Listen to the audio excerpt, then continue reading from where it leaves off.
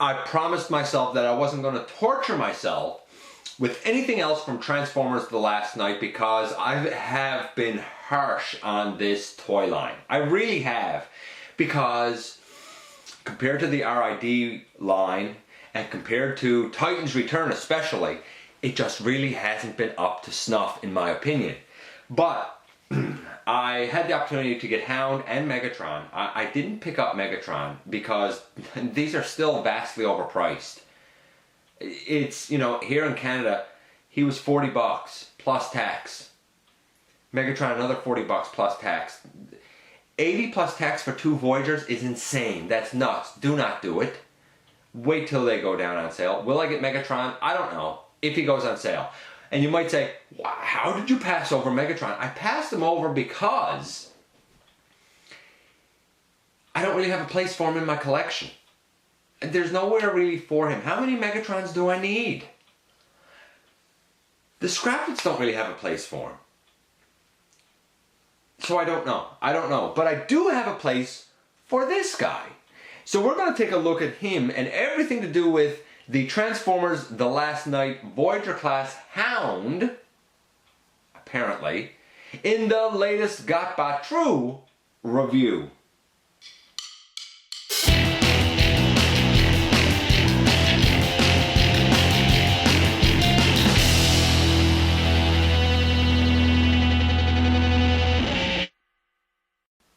Now guys, you might notice that the camera's back a little bit. It's not going to stay that way, and you might notice that I have the box behind Hound because right now I needed to stand him up, and there's a reason for that.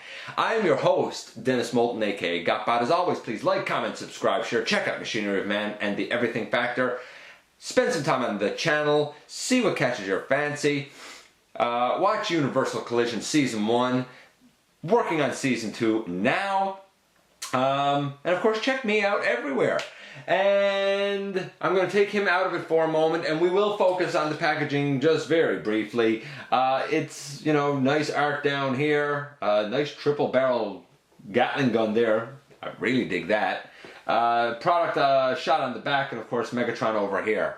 Who I think, by the way, seeing him in package, man, does he look cool. He really does. I've seen, you know, reviews and whatnot of him, and it does not do justice. He looks spectacular in package. So taking that out of it, because honestly, it's a box, and I don't particularly care about it. He comes with these instructions. They're all right. They're not the best instructions. I had to figure a few things out on my own. And there are a couple of, I'll say, fiddly points on this guy, for lack of a better term.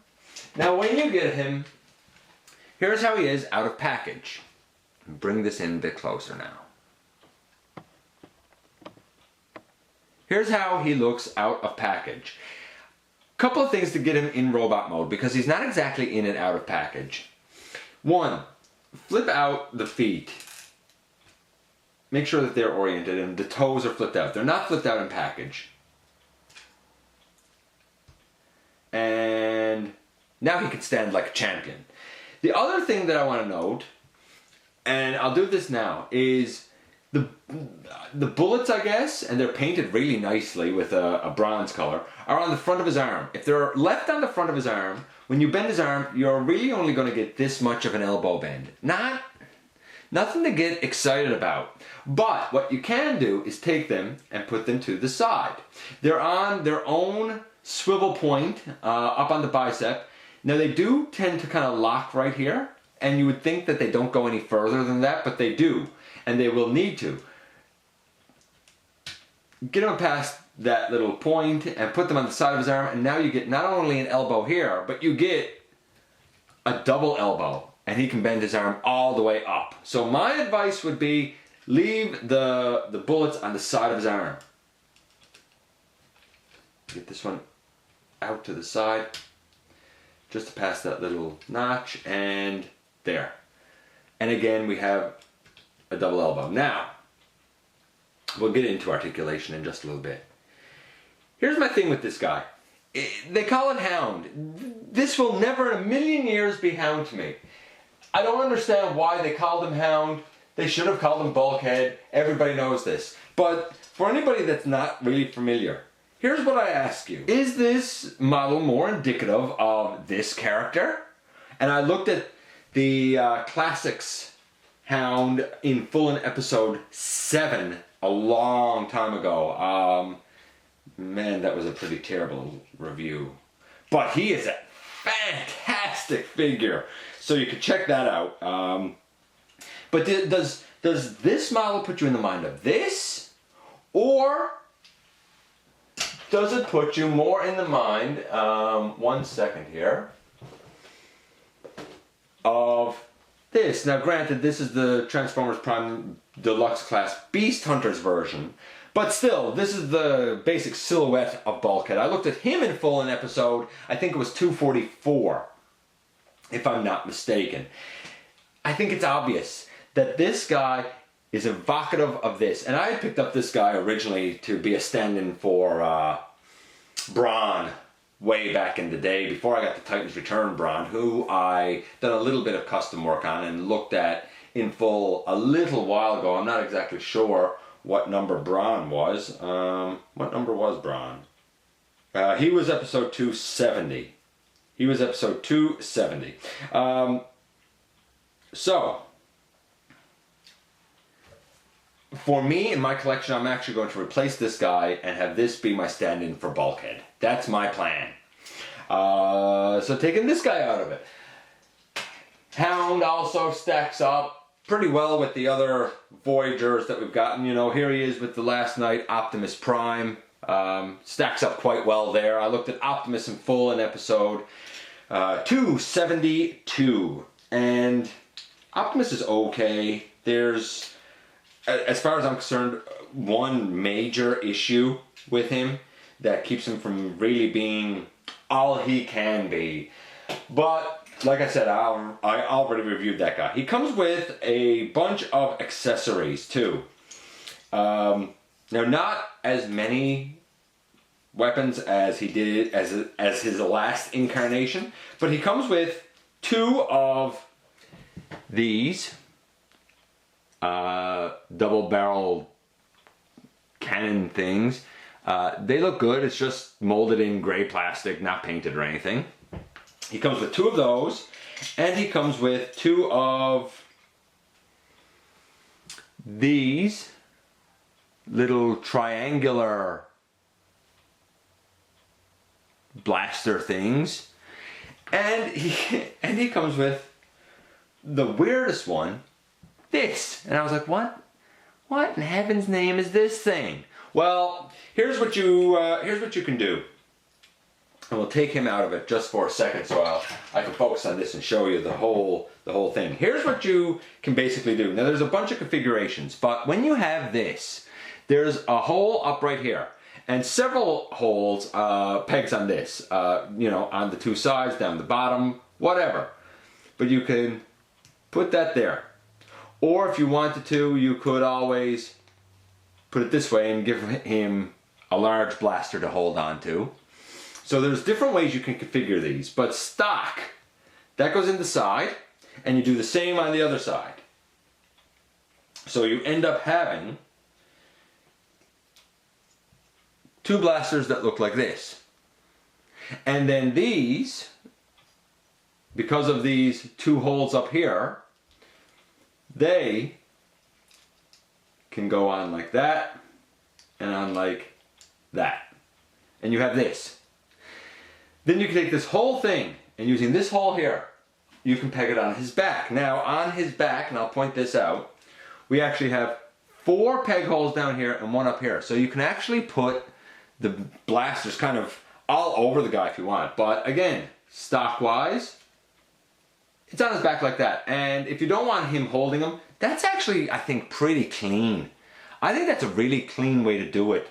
I like it. I totally dig it. Now, paint apps for this guy. Honestly, whether you're looking at him as an incarnation of Bulkhead or whether you're looking at him from the movie, I think they're 10. I love him. It looks like he came off the screen to me. I love the paint on the bullet sections. I love the interplay of the green, the gray, and the gunmetal gray. he doesn't look boring. He also has a helmet that can come off the top of his head. I don't know why it could come off the top of his head, but it does. And all you have is 2 slots up on his cranium.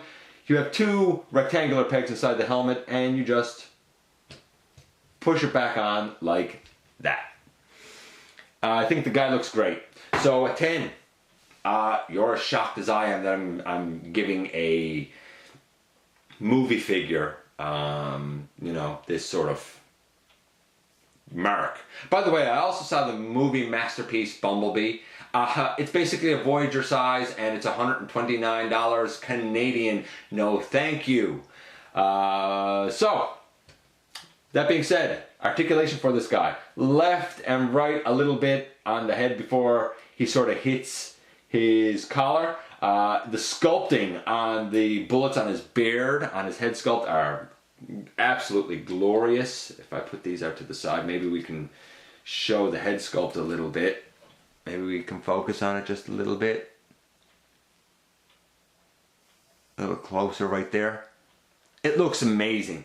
Anyway, bring those back down. So the head can move left and right.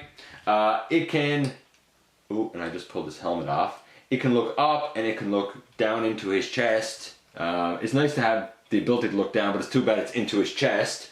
The arms can go way out to the side, no problem. You can swivel them all the way around, no problem. Bicep swivel. And if you move the bullets out to the side of his arm, as I indicated, you now get a double elbow. I think that's a fantastic. The wrist swivel. They can hinge out. That's really for transformation, but it's an option. It's something that, you know, the guy can do. He does have a waist swivel. It doesn't go all the way because of this truck piece hanging down here, but, you know, I mean, that's still a pretty significant swivel there, and over this way. I definitely call it good enough. The legs can go out about that far. If you finagle things, you might get them a little bit further. They don't really go back because of a truck piece here hitting off the truck piece here, so they can't really go back. He bends at the knee. It's under 90, but I think because of the way the truck kibble is on the back of his leg there, or the cab kibble, it feels like it's 90. I think because of this straight angle here. So I think it's effective. We have a thigh swivel. We have toe tilt. We have very deep ankle rockers. I think that's fantastic. And you can even lift up his front skirt to get forward like all the way. Articulation for the guy. It'd be nice if the knee was ever so slightly more. It's a 9.5. This guy so far is a 9.75. It is a fantastic figure. Now, that being said, let's get into the transformation and see if he actually kind of manages to keep things going. Pay attention, because I'm telling you now, there are things not clear in the instructions that I really want to focus on and make clear. I've even watched other reviews and haven't seen it focused on as well there. So I'm going to do my best for you. I'm also going to transform him, leaving his blasters on the back. Naturally, you can take them off, but I'm going to leave them there. Okay, so let's get into this. Fold up his feet first. That's your easiest place to start. Then, come to the side of his leg and fold up the very outer edge, and that'll kind of come up and become the wheel well. And this is the front wheel well of this guy. So bring that all the way up and come over here, take that piece and bring it up. Now, there's a hinge right here on part of his shin. Bend it forward and bend the tire out to the side, and it comes all the way up into the wheel well. It's quite elegant actually, and moves really nice. bring those up. I love the detailing on the treads with the dirt being on the tread. I think that's attention to detail that you don't really see anymore. Okay, come up here and you bring down this black piece that's behind the cab, or inside the cab I guess, and bring down this black piece. Then you bring the cab back and you peg it down, and you bring the cab back and you peg it down, and now all of this can go pegged together. And there's a number of pegs and holes that, you know, fit together to sandwich all of this. And that's really the front of the truck done. And I think it looks pretty cool so far. Angle these up so that they're out of your way. Now we want to do the body extension. And this part confused me because it just shows a couple of pieces being pushed down and then one arrow pushing up. And I was like, what is it trying to show in the instructions? But what you do is hold on to the bottom of them and extend them. And you have a nice, big, solid, thick extension in there. Push the head down into the chest and bring that piece down because it's basically the back bumper. Right? This piece right here is basically the back bumper. Now all we have to really deal with are the arms, but you want to make sure to deal with them correctly because they can get a little bit frustrating if you don't. So, what do we do with the arms? Bring them up over his head and bring them up over his head, and then there are sections on the side here that you angle down. On mine anyway, they're on a very tight screw. Which makes the hinge very tight, which is good. That's what we want. Okay, so now we've got those down. And you want to make sure that, like I said, you want to make sure that you're doing this correctly, and it can be a bit frustrating. You want this section, is that right? Just want to make sure. Yeah, you want this flat section down on the bottom, right? This flat section should be down on the bottom. And you open that out, and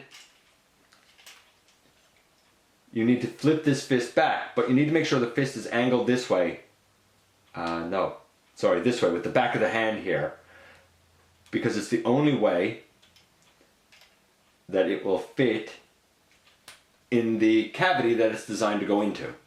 So over on this side, you flip down this piece of the forearm. You have the back of the fist facing the front of the truck.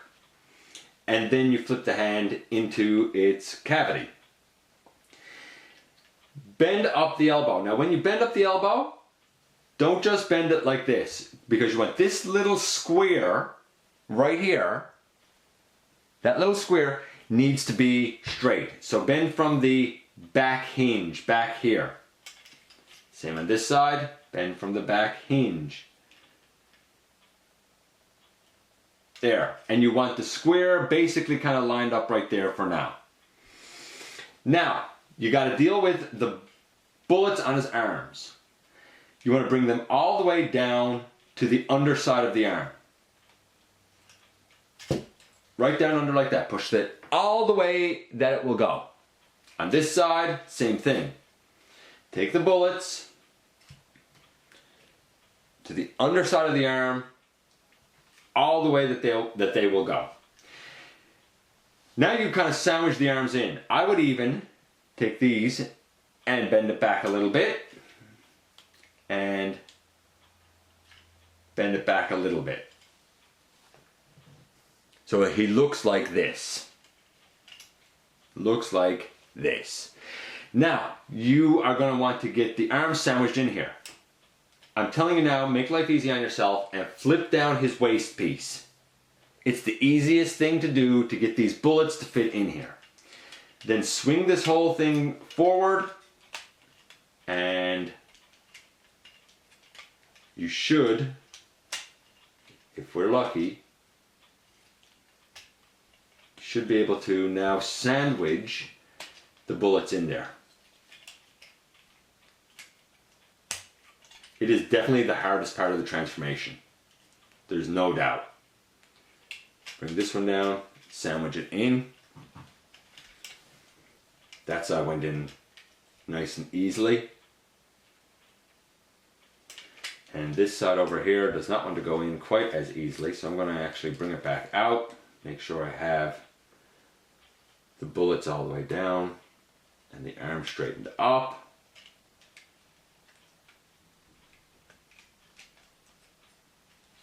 Make sure that's still down.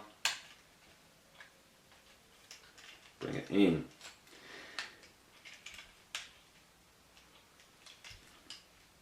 Why does that side not want to go in for me? There we go. I just had to finagle it a little bit. Bring the waist piece back up.